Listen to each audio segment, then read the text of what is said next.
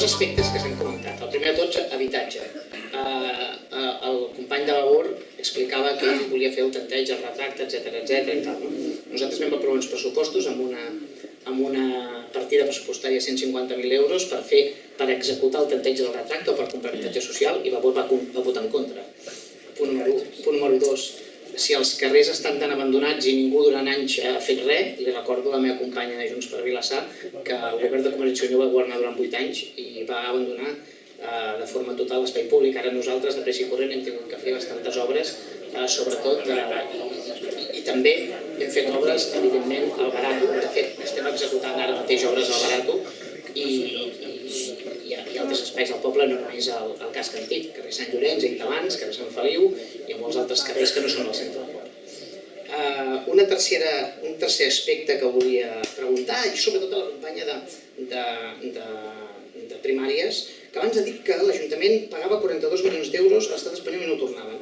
Jo és que, si pogués ser que m'expliqués d'on han sortit aquests 42 milions d'euros, perquè hi rumio i no els veig enlloc. Tenint en compte que l'Ajuntament de Vilassamar té un pressupost de 21 milions d'euros, que és la... Potser hem fet els càlculs una miqueta massa grans. No hem afinat prou. Però vaja, els 1.200 euros que paga cada persona, això sí, Molt bé. A veure, sobre el tema d'habitatge, intentem mantenir la serenitat. Vavor, perquè Déu-n'hi-do, Vavor va acordar uns pressupostos amb l'equip de govern d'Esquerra Republicana per l'any 2018, on teníem els acords fixats amb indicadors de compliment. I per aquests indicadors de compliment, a Vilassar, avui, hi hauria d'haver-hi la taula d'habitatge constituïda, hi hauria d'haver-hi una diagnosi sobre els pisos buits feta, hi hauria d'haver-hi el pla d'habitatge que ja hauria d'estar en marxa, i a més d'això, no només de no complir-se, sinó que ens hem trobat, per exemple, que amb el tema dels pisos buits, que era una cosa que ja incorporava l'acord de pressupostos, que s'havia de fer una diagnosi, fem una instància, perquè clar, no tenim, a veure si l'Ajuntament pot recabar, ens pot donar algun tipus d'informació, serveis territorials, i ens diuen, bé, no s'ha fet la diagnosi, com ja sabeu, i a més l'únic que hem pogut fer és apuntar-nos a una llista de l'Agència Catalana d'Habitatge per estar actualitzats sobre el nombre d'habitatge. I ens hem apuntat ara, a més de març del 2019, un poble en el qual el preu de l'habitatge ha augmentat un 25% en 4 anys i el seu Ajuntament no ha activat cap mecanisme per saber el parc d'habitatge de pisos buits, intervenir-hi per recuperar-los i posar-los a lloguer social. Ens sembla força greu tenir en compte que tampoc s'ha incrementat el parc d'habitatge públic, etc. Dit això, i canviant una mica de terç, sobre el tema que s'ha fet molt per l'espai públic. L'espai públic no només és tenir els carrers bonics i invertir en el centre, que està bé i que les intervencions poden ser adequades, però l'espai públic és sobretot que sigui viu, que sigui dinàmic i que estigui dinamitzat comunitàriament. En aquest sentit, pensem... 30 segons. En aquest sentit, pensem que a Vilassar hi ha molt de camí per fer. En aquest sentit també va la nostra proposta de l'Avinguda Montevideo per connectar el Barato també més en el poble i cohesionar el poble social i culturalment. I en aquesta línia d'una major dinamització comunitària del poble, una proposta d'inversions, nosaltres pensem que l'espai de Can Visa que tenim aquí mateix té un potencial avui desaprofitat i volem canviar els seus usos. El volem convertir en un centre de la cultura i de les arts, juntament amb tot aquest espai de la Sala Carrau, que pensem que podria servir com a punt de trobada de creadors i associacions i ser un punt de nexe de generar vida associativa i vida cultural al poble. Gràcies, Joan. Gràcies. Laura? Sí, no sé, ho tinc molt desordenat ja.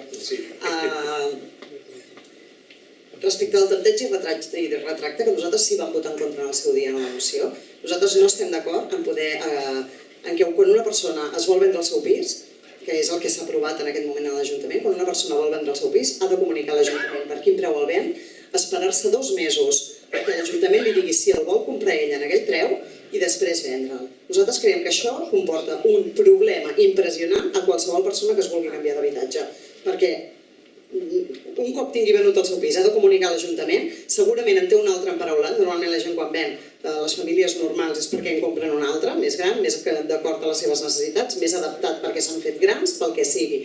Però el que no pot passar és que tinguem la gent paralitzada durant 2 mesos perquè l'Ajuntament contesti. Segurament contestarà que no el vol comprar, perquè només hi ha una partida de 150.000 euros a l'any, per tant segurament contestarà que no li interessi, que no el vol comprar, però mentrestant probablement aquest propietari ja ha perdut el seu comprador.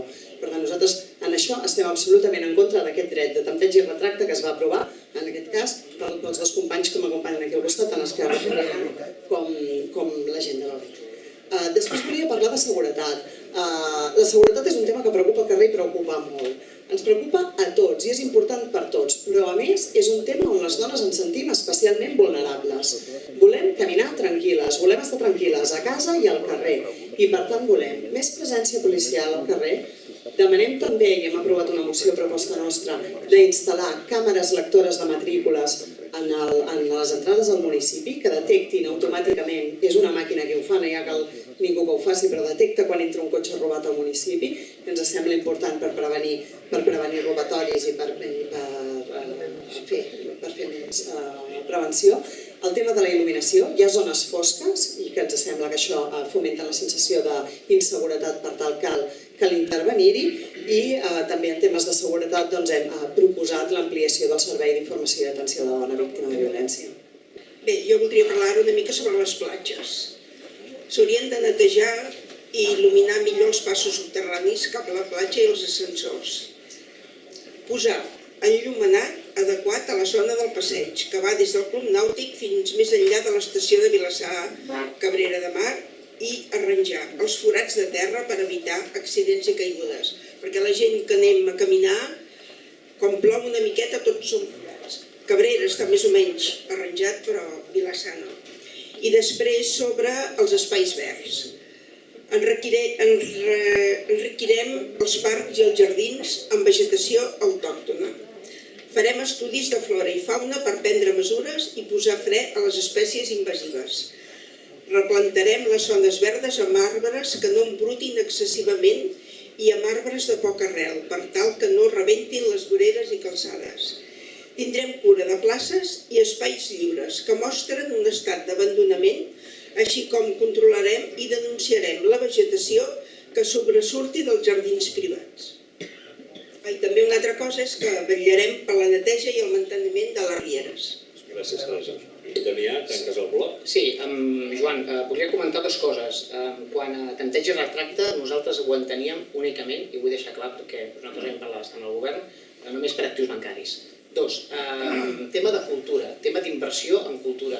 M'he deixat de dir que hi ha una inversió que nosaltres volem escometre des del primer dia, que és arreglar l'escola nàutica. Per què volem fer-ho? Volem traslladar serveis socials a l'equipament que hi ha sobre el mercat municipal, que l'hem pogut salvar amb el concurs de creditors que hem fet a l'ESA municipal, l'hem pogut salvar, per tant hem pogut salvar patrimoni municipal, i en allà volem encabir uns serveis personals que englobin serveis socials, que englobi promoció econòmica i que englobi educació, i alliberar l'escola nàutica per poder fer una casa de la cultura potent que complementi els serveis de cultura que ja té ara mateix la biblioteca i per tant fer un pol important. També hem comprat des de l'ESA municipal i amb endeutament zero tota la sala del bany i l'annex que hi ha a la sala del bany, on abans hi havia la Caixa Laietana i que després va haver-hi Bànquia. Tot això, que és una àrea de molts metres quadrats, l'hem comprat amb endeutament zero, per tant, allà podem fer-hi també molta més activitat cultural.